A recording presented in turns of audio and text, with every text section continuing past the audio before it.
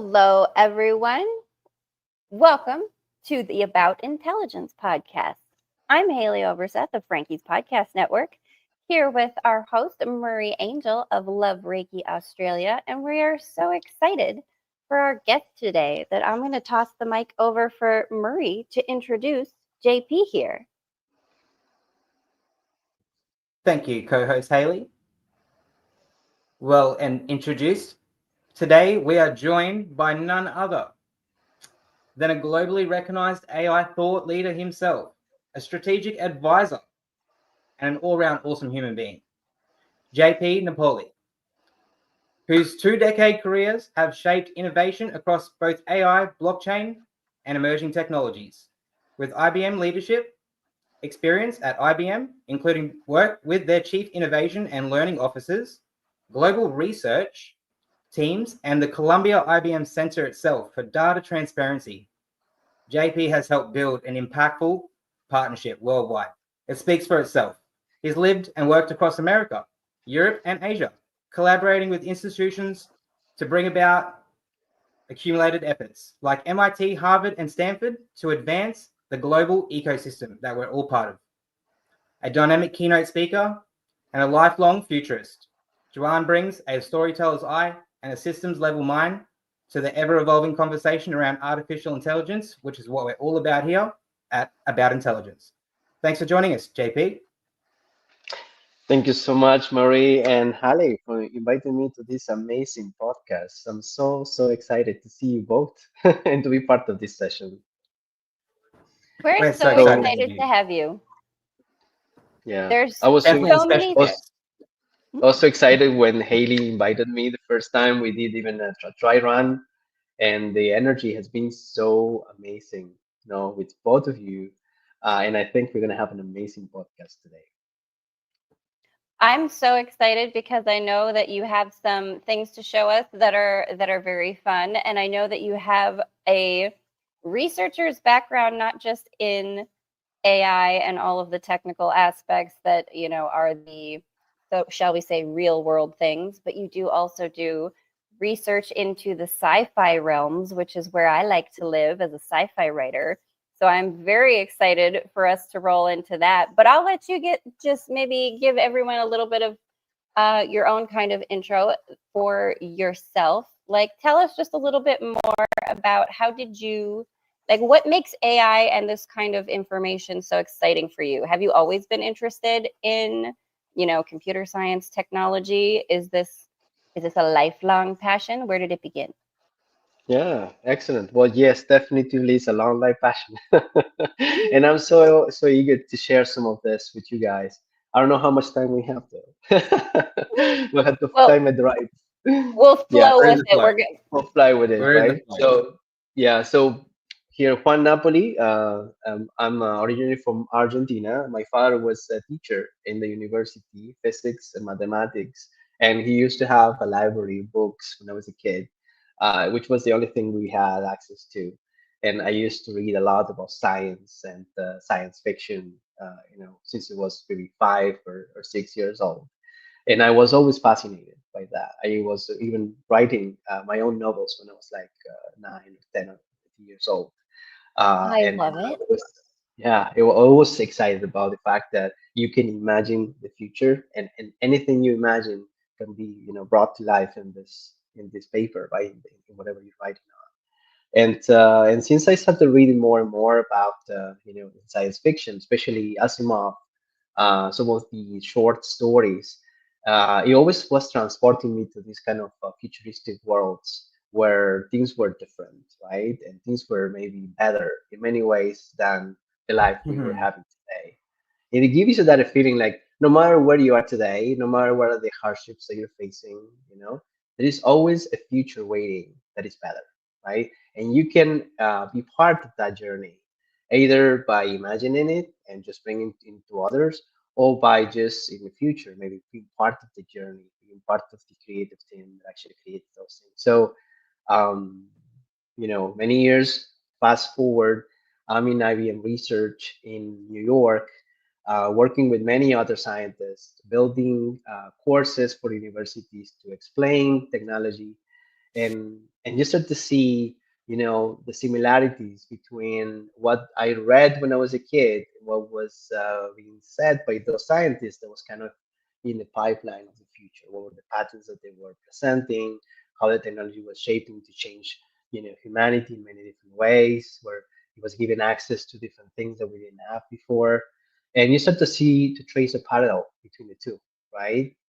Yeah, and you're not the only one that read books. So I'm not the only one. You're not the only one reading science fiction, and it's becoming more popular these days, right? Many of the Hmm. things that were fringe before now started to be like, everyday TV. It's been embedded into almost any TV show, and things are starting to become really, really interesting because everyone now is starting to talk about this thing because it's coming, right? We start to feel it, to feel that the future is coming, and we need to make some decisions on how we shape it because now it's not anymore about, okay, are you going to be a sci-fi writer, or are you going to be a scientist that actually builds a thing, and those two are maybe a 1% of the society. But nowadays it's like everyone has to make decisions on what the future will look like because it's moving so quickly that we need to, act with our purchases, or with our votes, or with our thoughts, on how we shape the future that is coming, right? So we are in a very unique moment in time Yeah. where we need to be conscious about the fact that we have the power and that we've had to disseminate the information for many people to make the right decision. So we get to that future that is, rosy, rather than the one that is more, dystopian, right? Hmm. So that's kind of what Mhm. I'm trying to do now. And a bit about my job. I am a senior consultant in artificial intelligence. So people come to me constantly on with questions. A new announcement from a big company that has released this new version of a product, or has made this prediction that suddenly, 30% of the workforce will be replaced by AI in most of the different industries, and they need to know, is this true? Is this really happening? Can we confirm it? What is the trend? So I take my scientific knowledge and scientific methods that I've been applying in everything that I've been doing for the past 10 years, and I use it to kind of condense and collect information with specific methodology, specific systems, using prompt engineering, LLMs, and other things to capture from trusted sources the right insights and be able to give reports to leaders to make decisions. So that's pretty much my role, and it's really exciting because you get, to go into so many directions, from robotics to all kinds of new systems, cultural, ethical problems. As you've said, the labor force, what is happening with the labor force today, what is the latest trends in healthcare, what are the latest trends in energy, and also, what is happening at the global geopolitical level. What are the challenges with chip manufacturers in the US, and how the China and other countries are reacting to some of these things, and what could be the right regulations or decisions that we need to make in the Middle East. I'm based out actually in Riyadh, in Saudi Arabia. So I'm in a kind of at the crossroads between, Mm. the West and the East. And we can see a lot of people coming into conferences from both sides and talking to, top experts and CEOs on these different areas. So it's really, really exciting. I think what I'm doing right now is, for me, my passion. I wouldn't change this Hmm. job for anything in the world. And at the same time, I'm excited because I can see that I can draw the parallelisms between sci-fi, which is something that I'm passionate about. And even if I work maybe 10 to 12 hours a day, when I go back home, the little time I have, I just would put a mini series on sci-fi or read a book from Asimov. And those are the things that gives me that kind of a space to think and to relax. I feel like that's the place that I want to be.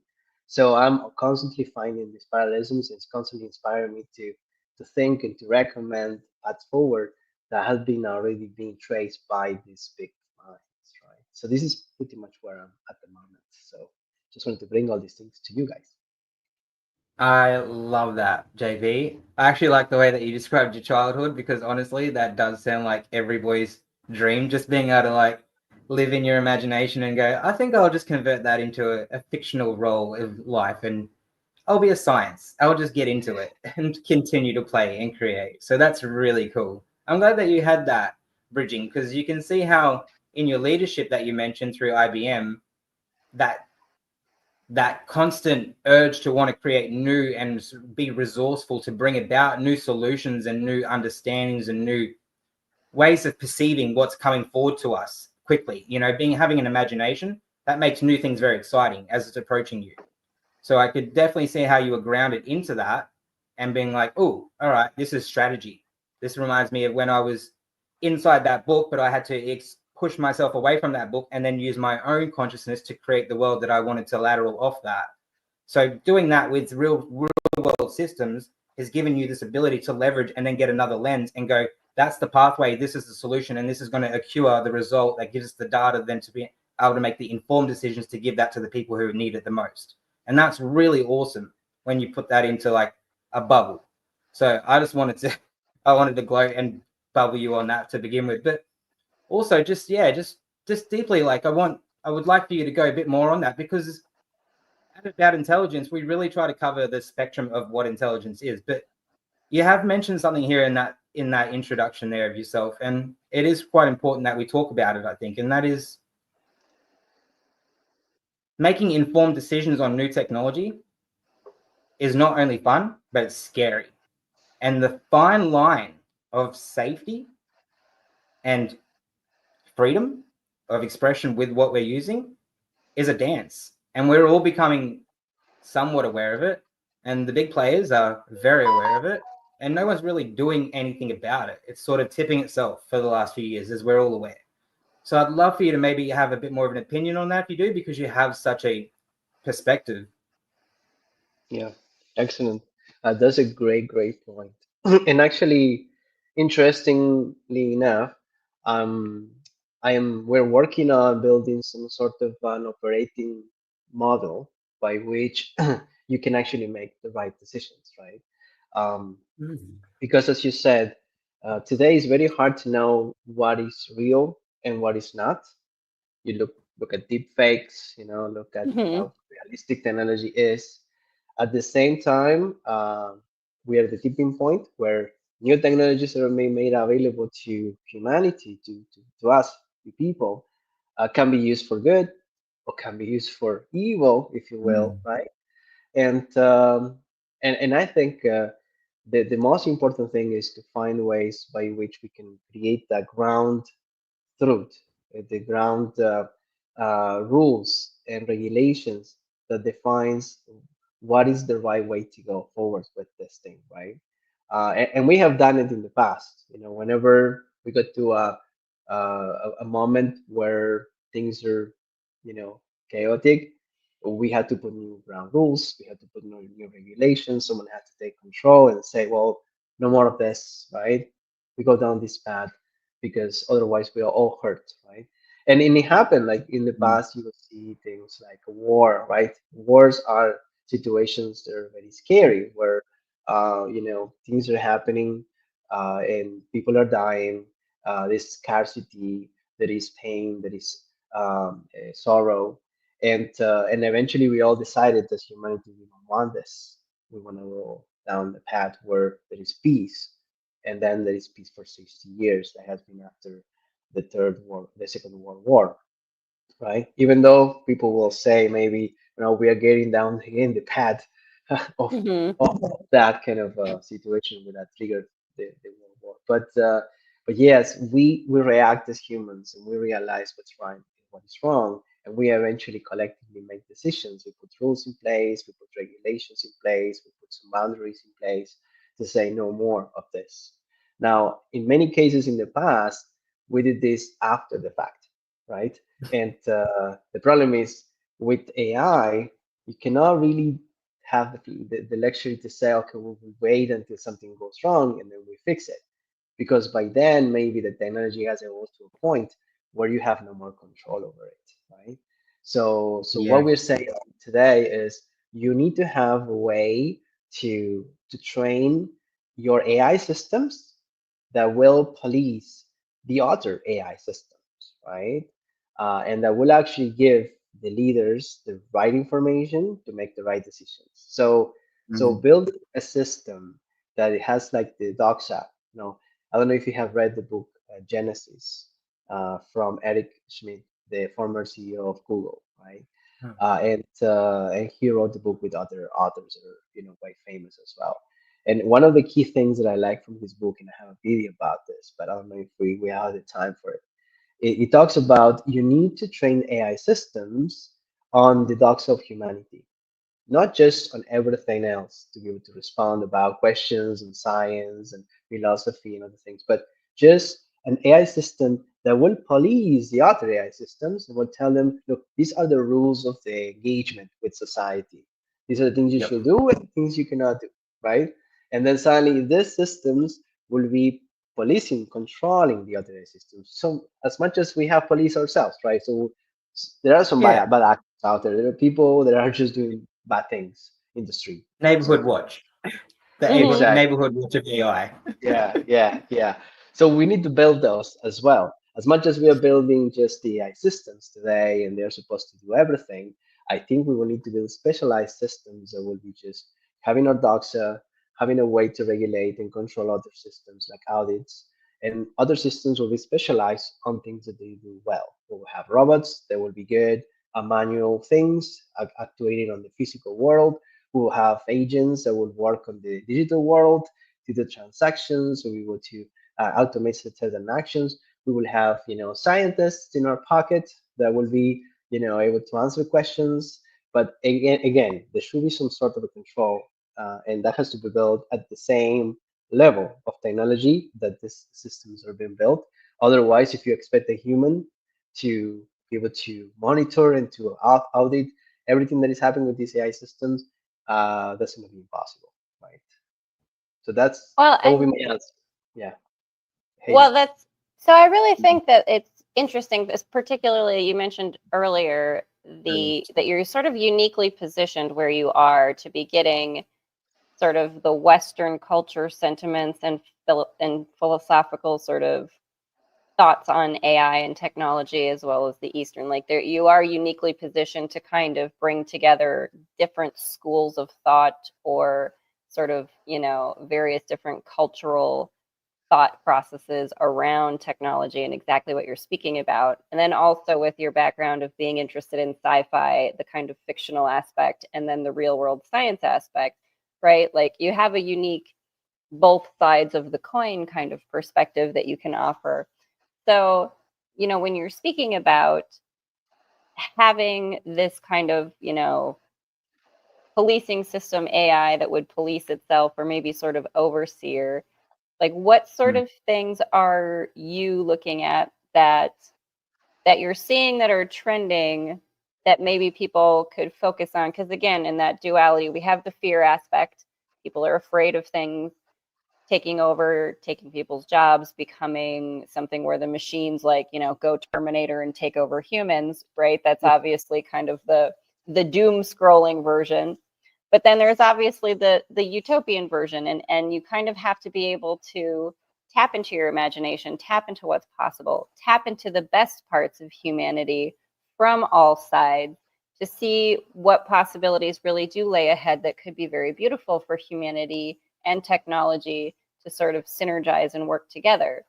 So, what are maybe some of your thoughts on the things that you're seeing where maybe people sort of become overly fearful?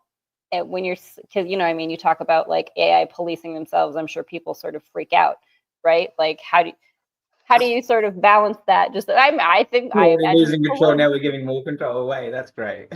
Right. Right. So, I mean, what are some of the things that you're seeing that maybe would that look more like that kind of utopian future, or that are the hopeful pieces of the AI and the technology? Yeah, that's a good question, right? And so look today into the type of technologies that we're building, right? So initially, we all got shocked in 2022 with ChatGPT, right? It came on out of nowhere. Suddenly, we started to use this thing. It was able to answer some very interesting questions. It create images, do some really broad stroke AI support. And I was in IBM at that time, and what was our official position was, this is not the right way of building technology for artificial intelligence. It is a social experiment where we are just Mm. throwing this with no guardrails to millions of people to try to train it, to improve it. And that's not the way we're supposed to build things. And companies like IBM and Amazon did the same. Microsoft, Google, they were all caught by a surprise, even though many of them were investing in this new technology. Like Microsoft put a lot of money into this, even Elon Musk put a lot of money into this thing. But they were all caught by surprise by the proliferation of this technology, how easy it was for people to use it. And their position was like, well, this didn't pass through our litmus test. It didn't go through an engineering process. It didn't go through, an ethical review and framework that we generally have for every product that we put in the market. So how can you release a product like this? Mm. Now, 3, 4 years later, it's becoming such a big thing that every company is rushing to get into this, right? So Google is launching Gemini, even Elon Musk launched his own thing with Grok, and you have new companies like Anthropic that are supported by Amazon that are just trying to catch up in the game. And then you have China coming in strong with, with their own LLMs as well that are really, really powerful. So the question is, well, the cat is out of the bag right now. So how do we make sure that people, as people are using this, they feel safe, that we don't use it in decision-making processes that are impacting society without some sort of guidance, without some sort of control. So for example, one of the interesting things that I like from some of the books that I had to read for my work is one particular book called The Alignment Problem by Brian Christian. And he talks about compass. Compass is, are you familiar with compass in the US? And No. I'm not sure if it's familiar, but maybe give our audience a little Context. rundown. Okay. Did you say So contest? Yeah. compass Ah. is a platform that is used in the judiciary system, in the legal system, to evaluate if a person should be able to post bail or not, right? If a person can leave jail or not, right? Before their the proceedings that they will have to attend. And they use an AI system, right? So the judge goes to an AI system that tells them, is this person committed previous offenses? Is this person has a family waiting for him? Is this person potentially gonna, commit another act when he's away? Is he gonna flee the country? And evaluates a lot of things of the person. It makes a verdict, and then eventually the judge decides, right? Should I follow or not this verdict? But now Compass is analyzing, and deciding who should go free and who should stay in jail, and is an AI system, right? So we are getting into that point right now, and the book was released in 2019, so it's already several years old. The technology has been there for a while, affecting the lives of many people. So do we want to have these systems built by some companies or some governments without any additional regulation, or do we want to have some sort of a centralized body that evaluates those decisions or those systems to make sure that they comply with certain criteria, right? So, and is that criteria, that is being decided, applicable to everybody, right? Do we import Compass in the Middle East, or do we import Compass in Europe, or do we bring it to Australia? And we should all use the same, rules and regulations that were built by the system in the US, or shall we adopt it to Australian standards, right? There may be a different way of thinking, a different culture. uh, and so this is where it becomes really interesting, because when people when engineers engineer and they create systems, they may ask their own board, their own ethics board in their organization, is this correct, is it not? And then eventually will release it to the market. But when it goes and impacts people, there is no one actually that is evaluating, if the systems are doing the right thing in society, and it's impacting a lot of people, right? It may impact if you get a loan or not, or if you get support from the government, if you get health benefits, and those things, if it's given to a system, eventually the system will not care as much as a human will care. So we need to build systems that care, but it cannot be built in every single system, right? So we need to start thinking about how do we build those systems that are just built for that purpose, and who is going to be behind those systems.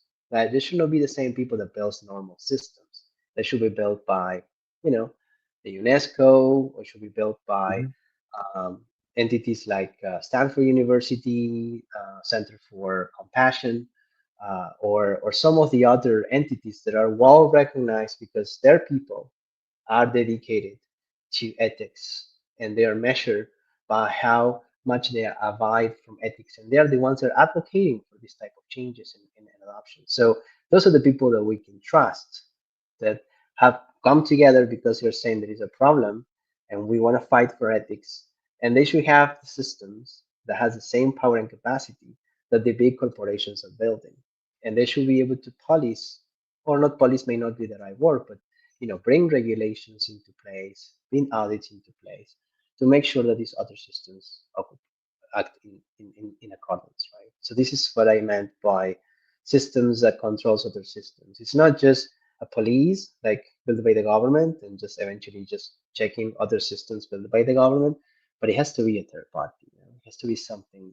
that really is trusted by the society, and in general terms, we all feel that's the right place to host this type of decision making systems and audit systems, right? Very fascinating. That was a really beautiful answer and very, very deeply insightful. Lots to take away from that. Didn't expect any less. No, it is really fascinating, JP, what you explained there about this. In the military, we refer to this space that accrues as the gray zone or the gray area until it's illuminated and it's aware of and conscious. And we are moving away from a competition scarcity based energetic way of being that's becoming quite known. But when we're allowing things to take big steps for us like this, it really does invoke that sensation of invasion, the invasion of privacy, the invasion of free will, the invasion of not knowing what's happening in your backyard or what's happening around you. And it is going to make for an interesting line to see that transfer over the next 2 to 3 years, especially with that safety being so parametered right now and being the focal point. How are we leveraging the system without releasing control and being unconscious in our human behavior, then arriving at conscious environments and trying to take dictatorship, ownership through fear, scarcity, and unknowingness, because we didn't take the lateral steps of consciousness where it was necessary to arrive with the awareness to serve everyone as you do. So it's really, really big. And I think that needs to be emanated back out there for our audience who follow and dive in, because a lot of the people who come to follow us and this podcast are really deep thinkers, and they spend a lot of time with chat, with Claude, with all of the variations. They're doing image preparation, image creation, and prompt engineering, like you said. And more specifically, everyone's doing their own version of data collection, whatever that is to them. And that's your field of expertise. We were talking about that before we came on today, about how you have developed and crafted this skill set, which has become like a gift that now serves a greater community that sees that gift within you, and the ability to leverage that for greater purpose. And that looks like, for everyone watching, the ability to scrape data at such a large level and have a high level of discernment is a really innate skill to pick up along your life journey. And then to pair that with a system that does that equally and expansively creates quite an epigenic relationship for continuity and success. So thank you for that. And thank you for establishing that skill set and being so addicted to AI and the betterment of humanity, because it means so much to all of us. It does. No, I was going to say, the thing that kind of came up, and let me know if we want to bring up maybe some of your slide presentations, but as you were talking about this idea of, AI systems that are helping judicial systems to make decisions about people's freedom, right? And this is something that is a very sensitive subject because it sort of snowballs into other things like the healthcare system. When do you start deciding that these people are worth helping or saving and these ones aren't? And are you going to let a human make that choice, or are you going to let a machine make that choice? And between the human and the machine, who makes the more compassionate choice? And it does depend on how you train that machine learning model. It depends on the humans who are involved in training that machine learning model. And sort of what I'm thinking of is like, and we had a little bit of a conversation about this before, like the idea of movies like The Minority Report, right? And what I'm kind of wondering is, with your various research that you do, how is imagination helping on both sides, in the sense of imagination and things like The Minority Report, right? Or things like Terminator, the scarier versions of what technology could become. That imaginary scenario does help us to spot pitfalls that are possible, right? It does help us to see where the kind of holes in the system are, or where these are the things that we don't want to go to, right? Like, it's just as valuable to know where you don't want to end up as it is to envision the positive, the utopian, where you do want to end up. So, and again, let me know if you'd want me to pull up your slides for this, but in that sort of realm of gathering the data and incorporating imagination, I'm sure there's a lot of discernment that you have to do between, sure, this is the thing that people are afraid of, and this is the thing that could go horribly sideways if we use this the wrong way. But isn't that a lesson in, let's not use this the wrong way, let's be careful and use it the right way, right? And I don't know that there are necessarily that many movies or science fiction yet, other than the stories I write, that go in the happy direction and show the happy possibilities. Oh, yeah. Everything you described brought so many thoughts and answers, and we can spend a long time discussing each one of those areas. From the idea of hospitals making decisions about who do they who do they treat and who do they not, and also we've been discussing this in another session that we did, you and I, about the fact that sometimes you need to also decide, do you invest in scientific breakthroughs on a specific diseases that may take a long time to find a cure, and you may need a lot of data from specific people, and you need to go through specific red tape just to get to that data, or do you just abandon that the whole thing and focus on some other areas of research where there is plenty of data and so on? So in many cases, you need to make decisions that are, they're going to cost lives, in terms of when you do scientific research, especially in science on medicine.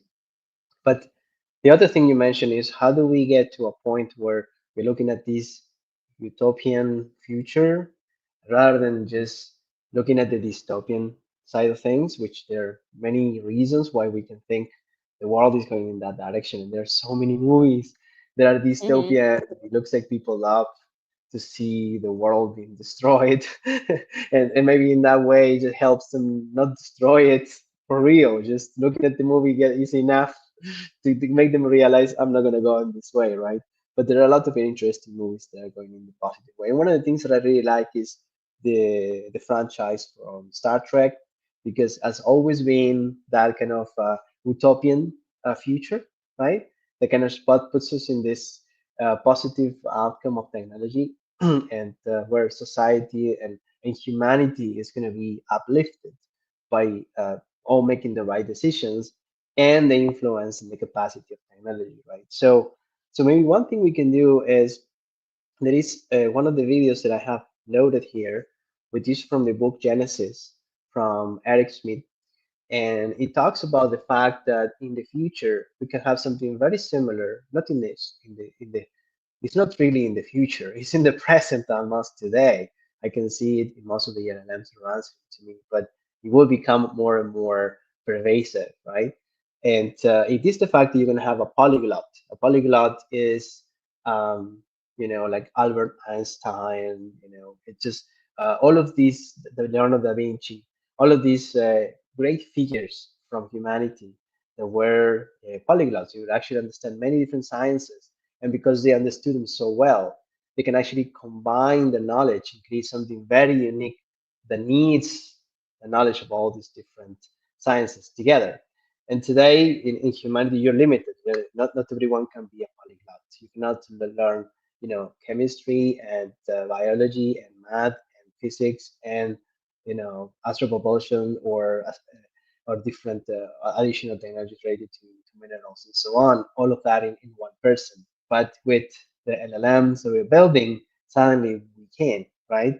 And then suddenly the systems can make very unique discoveries that no other human being could have done. And we have seen this already, where AI is being built today in MIT to create new resistant drugs that combats some of the resistance that we're starting to develop in our systems for antibiotics. So many people are dying because antibiotics are not as effective as they were before, because after so many decades of using antibiotics constantly, the body become or the different bacteria become more resistant. So now you can actually build new types of antibiotics that can actually be effective again and save lives, right? And no human could have figured this out because it takes so many different dimensions and disciplines that have to be brought together at the very high and advanced levels, right? So I wanted to show one video from the Yeah. book Genesis. As will revolutionize scientific discovery in profound ways, including human biology. Today, only a small part of the global population has high-quality health care. AI should be the basis of making a dramatic change in the diffusion of healthcare. Right now, we already see that the machines, as they are, have demonstrated that they're a better diagnostician than almost all human doctors are. And interestingly, we've also seen that they can be more empathetic in communicating with the patients about their prognosis. When you think about the relationship of human intelligence to machine intelligence, you first have to internalize that humans just have some fundamental physical, biological limitations. AIs are going to be capable of doing things that will be useful for humans, but which humans are never going to be able to understand themselves. Up to this point, if you sorted the animal kingdom in intelligence, humans have been at the top of that scale.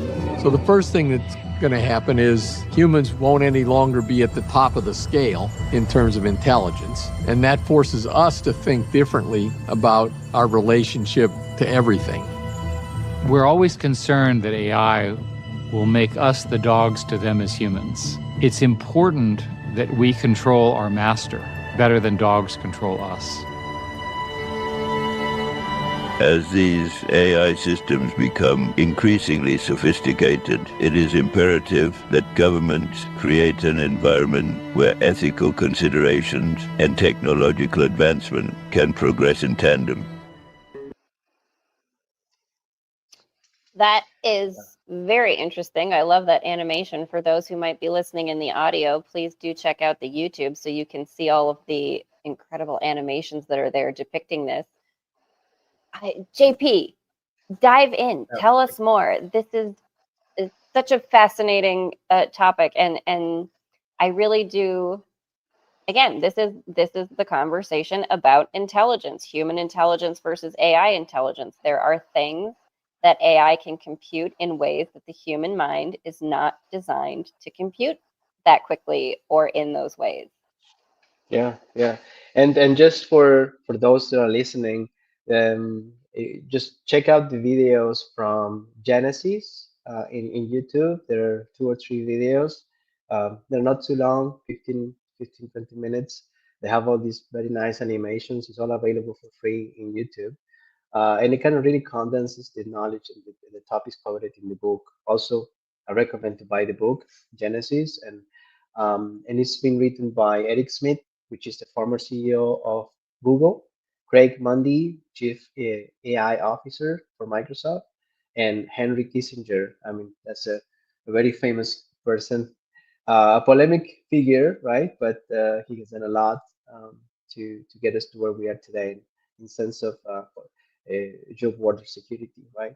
So, what I think is very interesting about this book is that concept of the dark side of humanity, just training systems that will actually be able to understand us and to not just evolve quickly and answer questions and do science and discovery, but also just to make sure that we lift society and humanity along the way, that they don't get disconnected. Because we all have seen the digital divide, right? We all feel it. I feel it with my sisters sometimes, or my parents or grandparents, and there is a dichotomy between those that understand technology or embrace technology and those that don't. At home with my wife, we have this kind of friendly war, which is I love to embrace technology. I'm always a yes person when it comes to do we adopt new technology? Do we use this? Yes. Which is always like completely the opposite. No, we're not Yeah. gonna allow devices in the house. We're gonna close all the phones and all the TVs, and we're gonna stop buying new technology. So it's So you're very interesting. going to be one of the first to have a robot that does your dishes? Yeah. I would love to. I know my wife most likely will be the one saying, "No, I don't think Sounds so." like a Right? hard one to pitch, Just, JP. I don't know how you'll go with that one. but it is really exciting. And what I like from this is the concept that you're gonna have in your pocket, and this is something that many other authors have said the same. You're gonna have a polyglot in your pocket, right? And what I like from this is AI is gonna shift from what you see today, which is everyone gets the same thing. Everyone goes to ChatGPT and you have the same thing, right? So we all get the same window, the same prompt, the same answer, the same questions, but that's not what we want. We want a customized AI. We want an AI that is built for me. We want an AI that I can control, that I can train on the things that I like, on the things that I consider right, and the things that I consider wrong. Like, like any other thing that is intelligence in your house. When you have a dog, when you have a kid, when you have anything that has a capacity to think and understand, you want to train that thing on the way you think, on the way you believe, right? And I think we're going to be doing the same thing for these AI systems.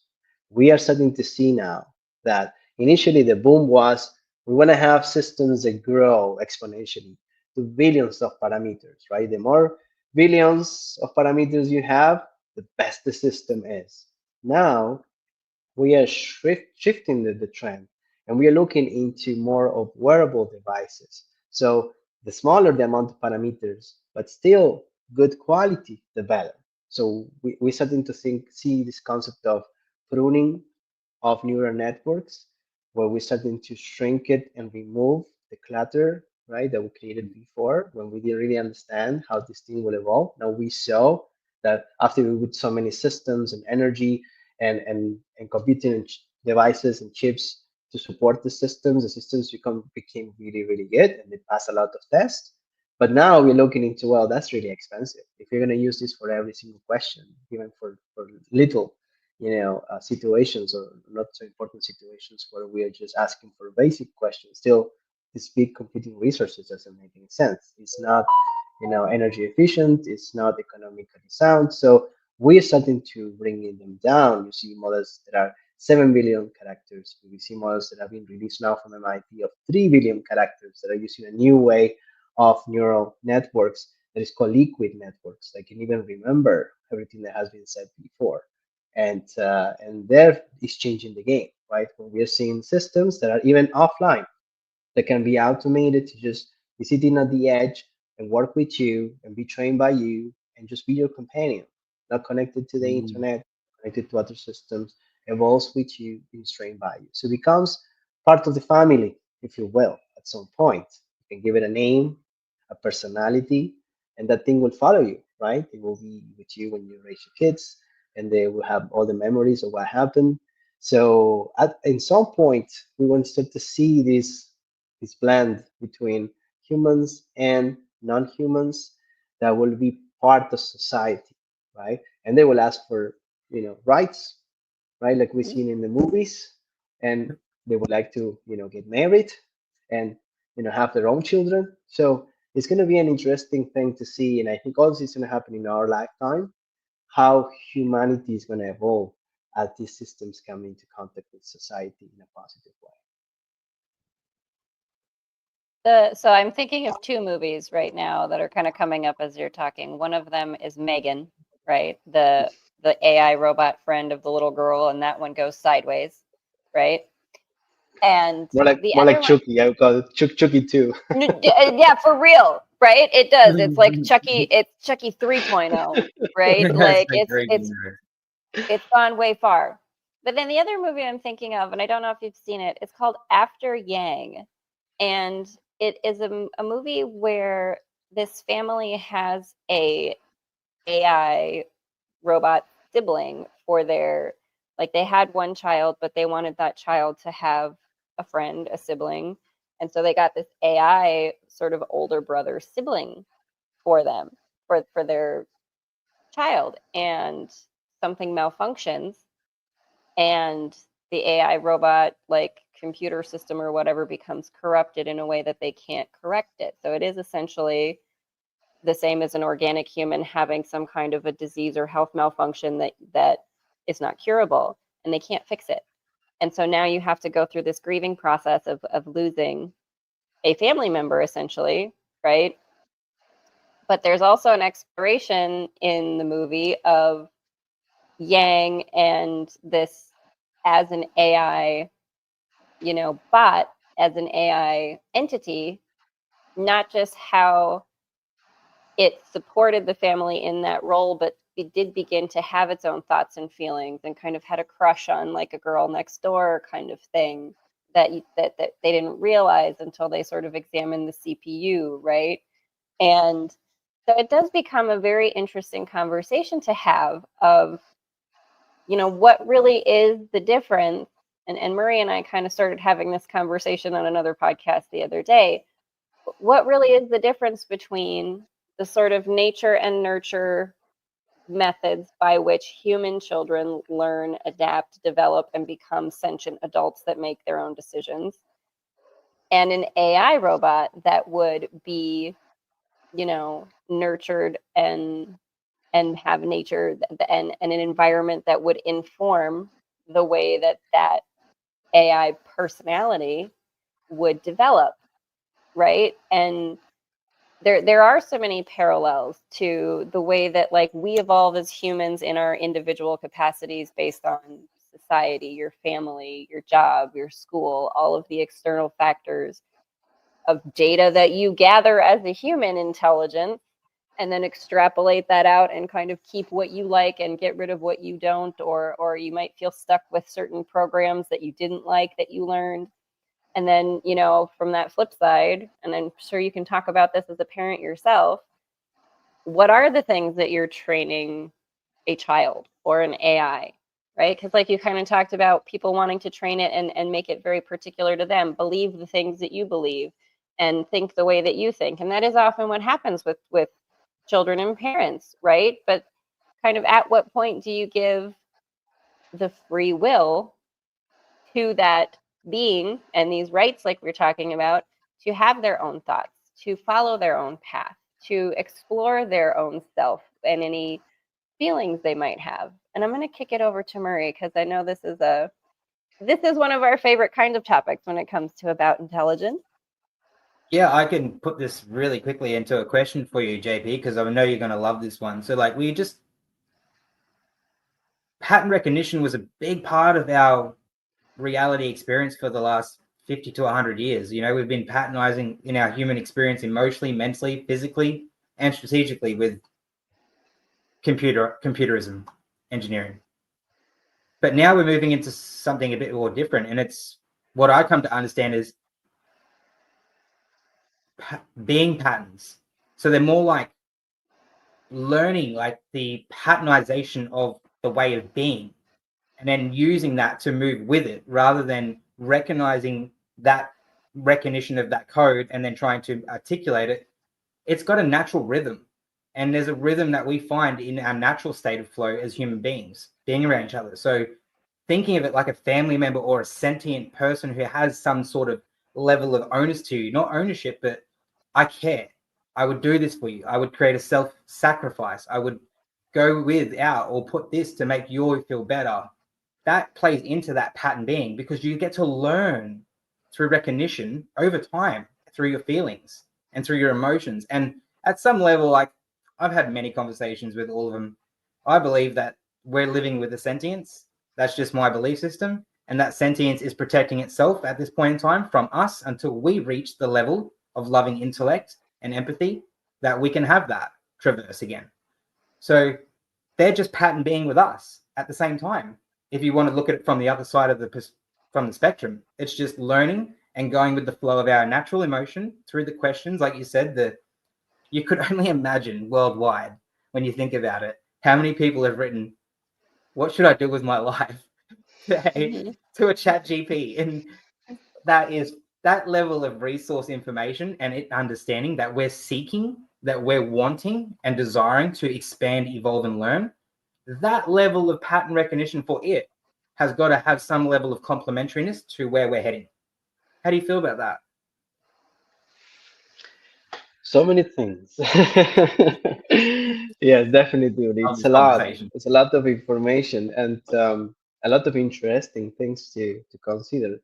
When you were talking, Haley, I remember this morning I had a conversation with my wife about this new company called Replica, and what they do is they can actually replicate the voice, the cadence, the thought process of a person that is not anymore with you, right? So Mm-hmm. imagine a person that was part of your life but is not anymore. You want to bring that person back to life, and Replica can help you with that. And and then my wife was saying, well, this is scary. And then I mentioned to her, I remember an episode from Black Mirror, right? And in a family, a husband and a wife lost their child, right? And then the wife was in depression, in a very, very bad place, and the husband decides to go to a kind of replica like place, but more advanced, obviously, in a different time scale, society when things are more available, and he can create a replica of their boy and bring it home, right? It looks like him, it feels like him, speaks like him, smells like him, but it's not him. So suddenly, that would be possible. Today, I have seen robots that really look human. It's unbelievable, uncanny, right? And with the capacity to mimic your voice. If you go to Hagen, I don't know if you're familiar with Hagen, Mm-hmm. Yeah, Yep. and yeah, it's yep. impressive. I have a professor Very. at MIT that is giving his classes to Hagen. So he has created a digital twins, and what you get to see Mm-hmm. is him on Hagen. So he gives the whole lecture and so on, and it looks What a like time him, to speaks live. like him, everything, but he's an AI. So nowadays we're getting to a point where all the building blocks are there. Maybe Yeah. just the only problem to make this happen is some of the ethical concerns. So Mm-hmm. we starting to see that technology is advancing so rapidly that it's not anymore a matter of, do we have the right technology? Can we do that? Is Mhm. becoming a question of, shall we do it? And if we show, what are the guardrails again to bringing a child back to life, or to bringing your grandparents back to life, or to speaking to a person that you're not able to talk to with an AI, or to have a relationship. If you're not able to have a relationship with another human being with an AI. So how people are going to adopt all this? Are we going to leave it to the individual to make a decision? Are we going to have some, general rules like in every government? There's some things you can, some things you shouldn't be doing, right? And all of this is going to happen, and we need to be prepared. We need to come up with some decisions or some rules that we want to make sure that we implement for society, right? Yeah. There's some elements that we should not cross. So it is going to be a very exciting time. I did brought the video here from another chapter, Genesis. We talked a little bit about this, and maybe we can play it as well. What do you think? Mhm. In a Yeah, proper framework, absolutely. artificial intelligence holds remarkable promise for advancing human progress and addressing some of the most pressing challenges of our time. Yeah, the benefits of artificial intelligence should be so great. Humans should say, look, I got to do everything I can to max out whatever this will do for us. The AI is not the threat. The people and their governments are the real threat if we don't act. The only reason that this thing might go south or turn bad is if we're lazy. If we're lazy in the engineering, if we're lazy in the policy making, if we're lazy in the non-proliferation controls, then what you're doing is essentially creating an environment where bad stuff can emerge, and then it gets harder to control. The great promise of 25 years from now is that these computer systems will make us stronger, smarter, more capable, a good thing for society. The arrival of a non-human intelligence is a very big deal. It's the biggest thing that humans have ever done. It's not only who am I relative to this emergent intelligence, we have to ask ourselves, who do we want to be? What should we become? You know, we believe that this was really the beginning of the next epoch of humanity. Some may view this moment as a final act. We perceive instead a new beginning. The cycle of creation is entering a new phase. That phase may operate under new paradigms. With sober optimism, may we meet its genesis.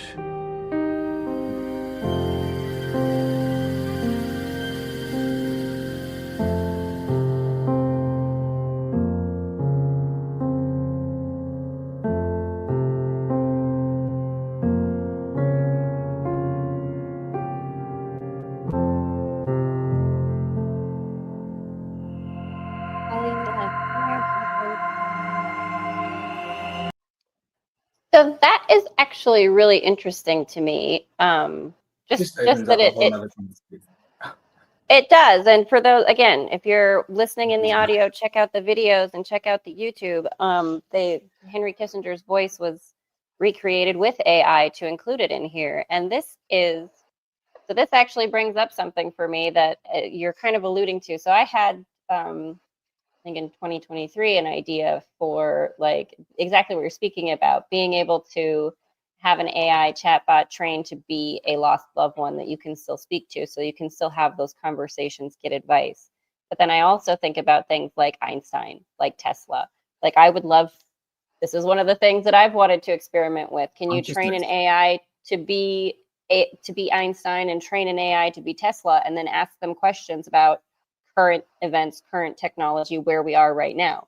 How do you apply the intelligences, the collective intelligences of great minds that we have in humanity or have had in humanity, who are not here in our physical time space, but whose consciousness we could perhaps recreate, bring into a space where we can continue to have conversations and be supported by the insights they might have to offer, right? So this is, again, sort of that question of how do you utilize this for the betterment of humans and the upliftment of society without those pitfalls of the kind of ethical, you know, if you create an AI robot that is essentially Einstein, and that AI robot then decides, well, I don't want to be Einstein anymore, I want to be myself, right? Kind of the idea of like even a child whose parent lives through them vicariously, right? I don't want to be you. I don't want to be a lawyer just because you were a doctor or whatever. I want to be myself and follow my own path. You know, where does that sort of change or shift happen? It's, do you see that as an inevitable sort of space that we come to, where we do have to start really having, not just having conversations about it, but implementing free will allowance to AI sentient, you know, bots or beings that we have? And at what point do you think society would be comfortable with calling them beings instead of bots?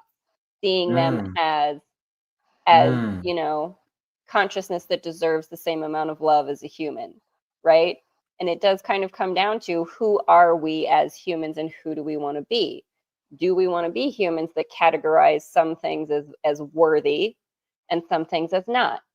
And it does become a really profound question about, who are we? How do we see ourselves? Because we are sort of now the gods, creating in our own image the things that will be like this next level of evolutionary, like, I don't know if you'd call it a species, but again, these are the conversations we want to have here on About Intelligence. Murray, sorry, jump on in there. Oh, I just love the way that you angulated this, because it really is. It's like a multi-dimensional polymath. When you bring this level of consciousness together, the level of creation that can occur co-creatively is almost unimaginable, but it's not. It's imaginable, but it's almost unimaginable because of how positive and how full, whole, and complete it actually is.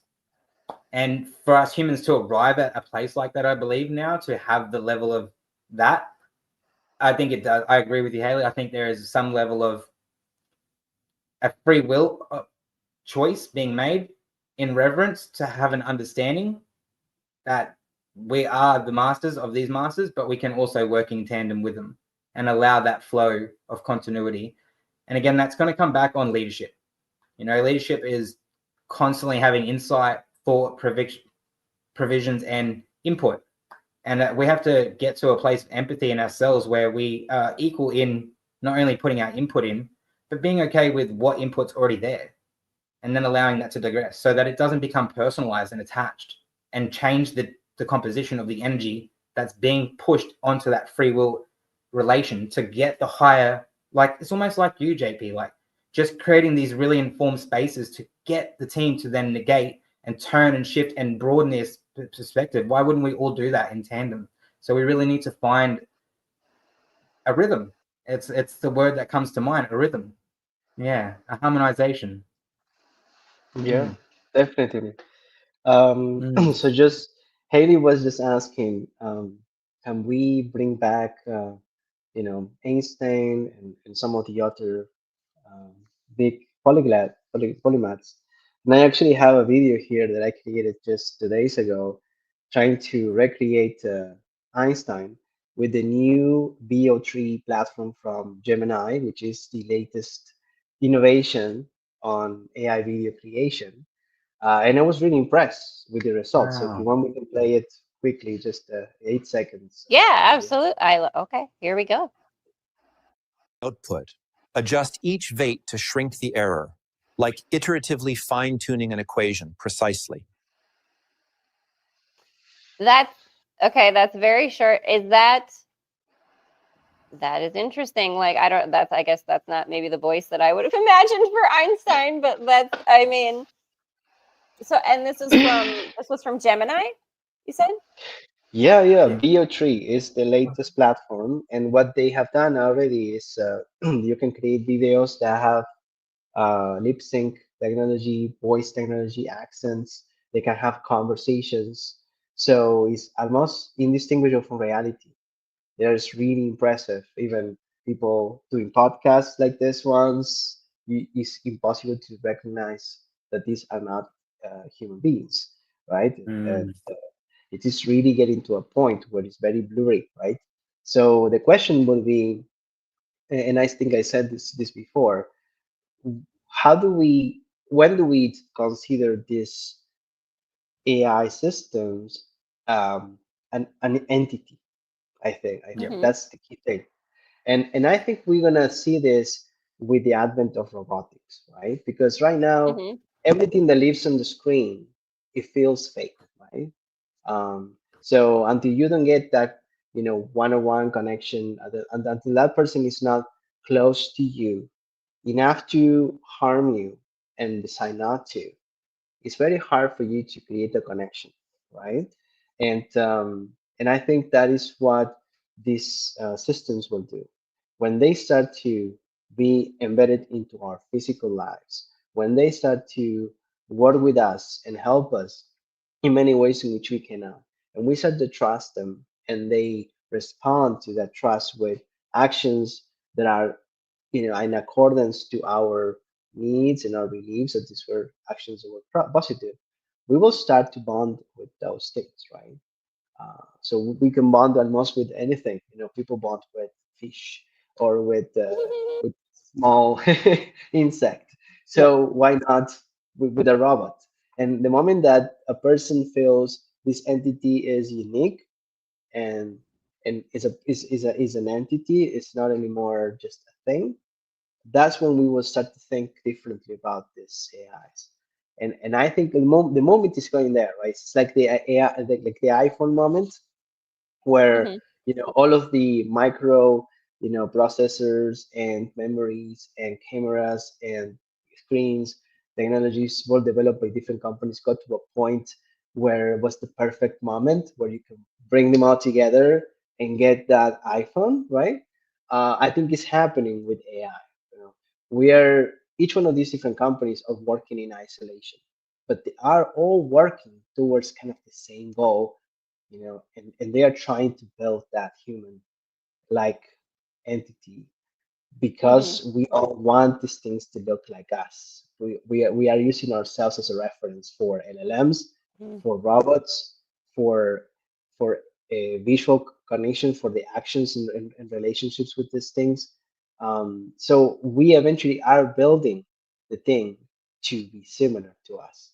So when it gets too real, when you have the physical form mastered, when the thing can walk, when the thing can run, when the thing can hold things, when the thing can move, and be respectful and be ethically driven, and you can have the LLM that can think correctly, can answer all the right questions, and then you have the voice built properly. They can actually speak at the right space and respond to you in real time, and you can add, listening to the conversations and understanding the context of things to all this. You're building pretty much a human being or an entity that we can relate to, that can be at our same level, even much higher than any other animal or entity we have in the planet. So we Mm. are bonding with this thing, right? Because we are building it for that purpose. And everyone is putting the time and effort in engineering, design, and innovation into building it that way. Consciously or unconsciously, we're all doing this. And it's Yeah. all Mhm. a humanity effort to replicate ourselves so we can have another version of ourselves to talk to and ask the right questions, right? So, and I think that's gonna happen. That's what's gonna happen, right?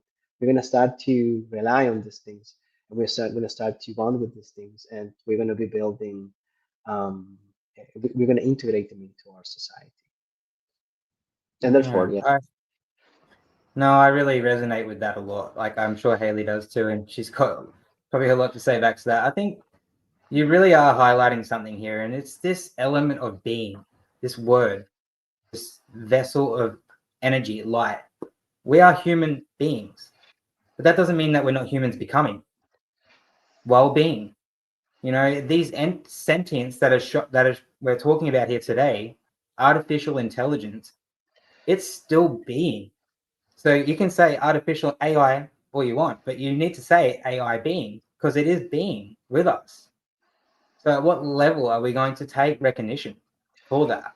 To create that next level of crystallization and connection to communicate and co-create together. Actually, something that came up for me when you were speaking was I know there's a robot out there at the moment that's redefining the very industry before us because of the fact that it works alongside one of the highest components on this planet, which is probably the most intelligent species on this planet, unspoken of today, water. Mhm. There is a robot, and well, there's a few of them, but there's one in specific. I think it's called Clone Alpha. Have you heard of Clone Alpha? No. So Clone Alpha is built with hydraulic water that runs through the nervous system, embedded into the nervous system of the robot. So the fluidity and the motion of the robot and the continuity it's exponentially different to anything I've ever experienced in AI. If you have not seen it, clearly, anybody, go look up Clone Alpha and see what the next generation of being is, because that is a being, and I will never deny that. In my own, I have 5 senses that I use as a human, and my 5 senses allow me to negate my environment, and I have with that, and that's where I've arrived in my own sentience. So I do encourage others to take that and go look at Clone Alpha. It's amazing, an amazing project. Yeah. Certainly, yeah. Well, the thing that's kind of coming up for me, and where I do want to be mindful of your time, we're going to have to bring JP back so many times. There's so much to talk about. But the idea of this sort of creation of first the digital on-screen duplicate of a person, whether it's someone who is, currently incarnated in a human body or has transitioned elsewhere, and taking that off the screen and putting it into a physical humanoid robot that is very human-like, right? And this is another thing that comes up for me, a thought that I have, the idea that at some point these AI avatar versions of us will start being able to operate on our behalf online digitally. And like you're talking about that professor who had classes, right? And could teach an AI to teach classes. Well, now do you just have that AI do that and you're getting paid for that as a human and you get to go off and live the lifestyle you want without actually having to do that job? And now you have this like, okay, I have a personality. I have a brand personality, Franki's podcast network. Can I just put my information and my character, Franki, at the front of my stuff, and now I can run off and just hang out in the forest and the river where I like to be and be feral, as I like to say, and let this AI bot handle the things that would be my day-to-day, human job life or my, career path. And it becomes a very interesting thing, right? Because again, if you place that sort of avatar or AI bot in that position, maybe they're happy to do that for you and allow you to reap the benefits and have the freedom that you wanted to have from the electronics, which is something that many people are looking for now. And at what point, again, if this AI avatar bot decides, well, no, I am this personality and I don't want to just do this for you anymore. I want to take over this role, right? Where does that balance and that ecosystem develop into? What is the utopian, best case scenario? What are the things we can imagine that are obviously the more drama-filled scenarios? And how do you use your imagination to look at that, the challenges that would be possible, and create solutions sort of ahead of time? And I think some of the brilliance of working with AI is that you could have these conversations with AI and they might be able to help you to develop what that next solution would look like, because they can compute those possibilities far faster than we can. So that I'll just throw that out there as sort of our some wrap up thoughts here. Like, JP, give us your thoughts. Wow, wow, that's amazing, amazing. Yeah, you just blew my mind. Yeah, it's exactly. Just thinking about this, 2 things. So first, I was in a workshop with some senior leaders, and we were evaluating the concept of remote work. And one of the experts that we brought in was talking about the fact that they there was a situation that will appear, I think, appeared in the news, where one person was fired from Facebook and Amazon because it was at the same time fulfilling these 2 positions. So Mm-hmm, he was working in Amazon and in Google as an engineer at the same time because he was using AI to mm-hmm, to do most of his work. And if you start thinking about this, yes, most of the movies that we've seen, right, like Altered Carbon and some others, are talking about this concept of transferring your consciousness to a mm-hmm, body, right? And so imagine that in the future, the 1% will have access to a clone copy of their bodies, right? And there is no ethical problem because it's my own a DNA. I decided to make a clone, right? Like if I want to have a child, and I mm-hmm, just put in that clone all my thoughts, all my thinking, and Yeah. so on. It matures to my age and is indistinguishable from me. And suddenly I can send that clone into meetings. I can make it make decisions. I can be in these, events. and I can be in a different place.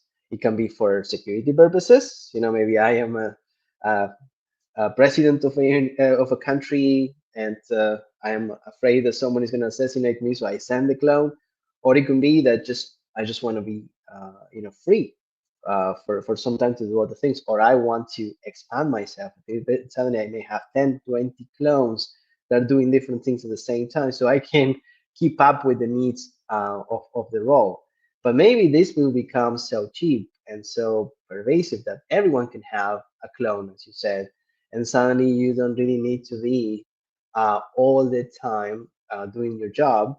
You can decide when you are yourself doing this, or when you leave your column, your copy, doing this thing. And I had a conversation with director of IBM research in Palo Alto just a few months back in November, and he used to be my boss in the IBM times, and he was talking about this concept of digital twin, right? He's saying we need to build a digital twin of ourselves, and the digital twin can be initially just digital, but in the future, who knows? It can be physical too. And we need this, right? Because we don't have enough capacity to do everything we need to do. And maybe these digital twins can interact with other digital twins and have conversations and learn new things. And then you're uploading that knowledge to your brain at some point, right, in a summary way. So then you can live through many different instances of yourself in this new reality, right? And consume more information, get some more interactions, and therefore our life in the future, each one of us as humans, can be amplified, 100-fold than what our the people before us could have done. So it's very interesting how this is going to transform really humanity in the future, and what are the decisions we're going to make in terms of these things, because those things are coming, right? So people will be having to make decisions. Do we want the digital twin, or do we want, right? And maybe at some point the job will be there and saying, well, this job is only available for people that have a digital twin, because we have so much work assigned to you that only can be performed for those that have digital twins, right? And maybe it will be a requirement for employment, or who knows, right, for specific positions.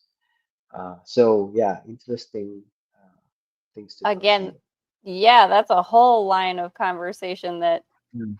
again, I'm so That I want to excited get for us into. to. I know that I do want to go into, but I do also want to be mindful of JP's time here. And so I do want to, obviously, we're going to have to bring you back.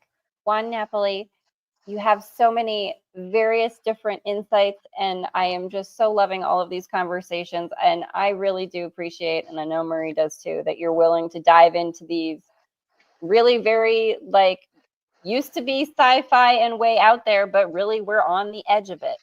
And so it's so valuable that you're willing to have these conversations, that you're willing to take all of this various experience, information, and research that you've done and are doing continuously, bring it into the world of imagination, bring it into the world of possibilities, and really start to explore what are the things that we do need to actually be considering, because we're right here developing and creating this reality together now, right? This is not so far down the future. Look at how fast things move. Like, we do need to be having these conversations and deciding within ourselves and as a collective who we want to be and what kind of future we do want to build, because we are creating it right now. And so I thank you so much that you're willing to dive into these conversations and have these kind of speculative sort of explorations with us. It's been so wonderful having you here on the About Intelligence podcast. It really has. It really has. It was a Murray, pleasure, really. it has been. Thank you so much.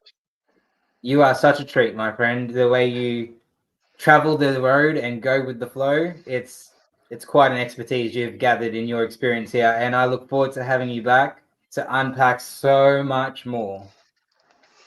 We Thank are you so so much. excited. We do have your LinkedIn profile that we will include. So folks, do go connect with Juan on LinkedIn and get with him if you want to have some more. I mean, again, obviously a wealth of knowledge, expertise, and just excellent energy YouTube. to draw from. Yes, do check that out. Is there anything Make else sure that you you would go want? to the YouTube. Yes, go check out the YouTube so you can see these videos that he shared. Is there anything else that you'd want to direct folks to for you if folks want to find you, or anything else you'd want people to know about from the audience?